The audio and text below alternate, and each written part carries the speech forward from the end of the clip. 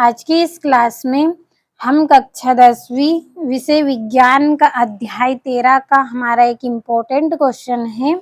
आहार जाल एवं आहार श्रृंखला के दो अंतर लिखिए। तो बहुत ही इम्पोर्टेंट क्वेश्चन है, आपका वार्षिक परीक्षा में भी आपसे पूछा जाता है। तो सबसे पहले आपको इस तरह से हेडिंग डाल लेनी है, आहार जाल एवं आहार श्रृंखला में दो अंतर निम्न है। ये हेडिंग अगर आप डालेंगे तो देखिए इससे आपका जो प्रश्न का आंसर है वो बहुत ही अच्छा लगता है और इससे आपको अंक भी प्राप्त होते हैं। इससे आपके अंक है वो कटते नहीं हैं। अगर आपका एक भी पॉइंट गड़बड़ हो जाता है फिर भी इसके अंक आपके नहीं कटेंगे। तो इस तरह से आपको हेडिंग डाल लेनी है, आहार जाल एवं आहार श्रृंखला में दो अंतर निम्न है या फिर निम्नलिखित है या फिर इस प्रकार है। इस तरह से भी आप हेडिंग डाल सकते हैं। तो इस तरफ मैंने आहार जाल लिखा है और इस तरफ आहार श्रृंखला। अगर आप चाहें तो इस तरफ आहार श्रृंखला लिख सकते हैं और इस तरफ आहार जाल लिख सकते हैं। जो आपको अच्छा लगे वो आप उस तरह से कर सकते हैं। तो हमारा पहला पॉइंट है, जब अनेक खाद्य श्रृंखलाएं परस्पर मिलकर एक जटिल पद बनाती हैं तो एक जाल सा बनता है जिसे आहार जाल कहते हैं। तो ये हमारा पहला पॉइंट है इसका।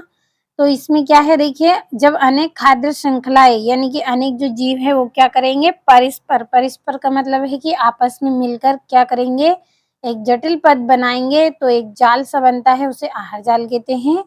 और ये हमारा इसका पहला पॉइंट है, भोजन रूपी ऊर्जा का जीवों में क्रमिक रूपांतरण की श्रृंखला आहार श्रृंखला कहलाती है। यानी कि इसमें जो जीव है वो क्या करेंगे, अपनी ऊर्जा को क्रम के रूप में प्राप्त करेंगे, यानी एक के बाद एक ऊर्जा उनमें स्थानांतरित होंगी तो उसे ही बोलेंगे आहार श्रृंखला।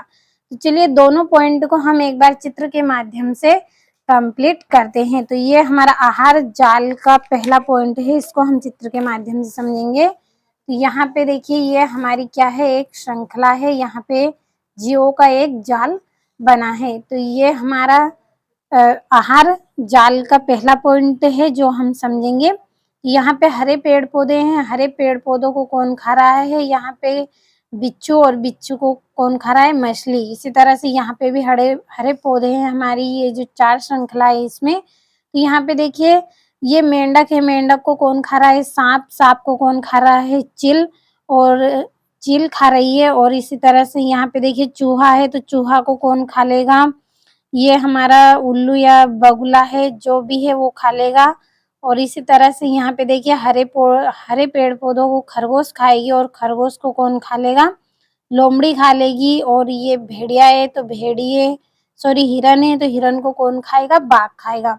तो यहाँ पे पता ही नहीं चल रहा है कि ये जो जीव है वो कौन किसको खा रहा है। तो यहाँ पे क्या हो रहा है, एक जटिल पद का निर्माण हो रहा है, यानी कि आपस में एक जटिल पद बन रहा है, एक ऐसी श्रृंखला बन रही है जिसमें सब जो जीव है वो आपस में किसी ना किसी को खा रहे हैं और ऊर्जा प्राप्त कर रहे हैं। तो यहाँ पे जो श्रृंखला बनी है वो कैसी बनी है, एक जटिल पद का निर्माण हुआ है और एक जटिल यहाँ पे जाल बन रहा है जिससे बोलते हैं आहार जाल। तो ये हमारा पहला पॉइंट, जब अनेक खाद्य श्रृंखलाएं परस्पर मिलकर एक जटिल पद बनाती हैं तो एक जाल सा बनता है जिसे आहार जाल कहते हैं। तो यहाँ पे चित्र में भी आप देख सकते हैं किस तरह से यहाँ पे जाल बना हुआ है। अब हमारा आहार श्रृंखला का पहला पॉइंट है कि भोजन रूपी ऊर्जा का जीवों में क्रमिक रूपांतरण की श्रृंखला आहार श्रृंखला कहलाती है। तो ये यहाँ पे देखिए ये हमारी तीन श्रृंखला है जिसमें हरे पेड़ पौधे हैं। तो ये हरे पेड़ पौधे किसको खा रहे हैं, कौन खा रहा है, हिरन खा रही है हरे पेड़ पौधों को, और हिरन को कौन खा रही है, बाघ। दूसरी श्रृंखला है हरे पेड़ पौधे को कौन खाएगा, टिड्डा, और टिड्डे को कौन खाएगा, मेंढक, और मेंढक को सांप, और सांप को चील। और यहाँ पे हरे पेड़ पौधों को बिच्छू खाएगा, बिच्छू को मछली, और मछली को बगुला। तो यहाँ पे देखिए एक क्रम के रूप में यहाँ पे जो हमारी ऊर्जा है वो आदान प्रदान हो रही है जीवों में। पेड़ पौधों से हिरन ग्रहण करेगी, हिरन से बाघ ग्रहण करेगा। उसी तरह से यहाँ पे भी आप देख सकते हैं। तो देखिए जो भोजन रूपी ऊर्जा है हमारी वो क्रम के रूप में एक दूसरे को प्राप्त हो रही है, तो इसी को हम बोलेंगे आहार श्रृंखला। तो अच्छे से आपको समझ में आई होगी कि यहाँ पे एक सरल पथ में ऊर्जा एक दूसरे को प्रदान हो रही है। तो ये आपको पहला पॉइंट अच्छे से समझ में आया होगा। दूसरा पॉइंट है कि यह एक जटिल संरचना है। यह एक जटिल संरचना क्यों है? क्योंकि यहाँ पे आपस में जीव एक दूसरे को खा रहे हैं। हम देखकर नहीं बता सकते कि कौन किसको खा रहा है। तो ये चित्र में मैंने आपको अभी बताया था कि किस तरह से एक जटिल पद बनाया है। तो ये जटिल संरचना है और ये क्या है? एक सरल संरचना है जो एक के बाद एक जीवों में स्थानांतरित हो रही है ऊर्जा। और ये इसका तीसरा पॉइंट कि इसमें ऊर्जा का प्रवाह अनेक दिशा में होता है।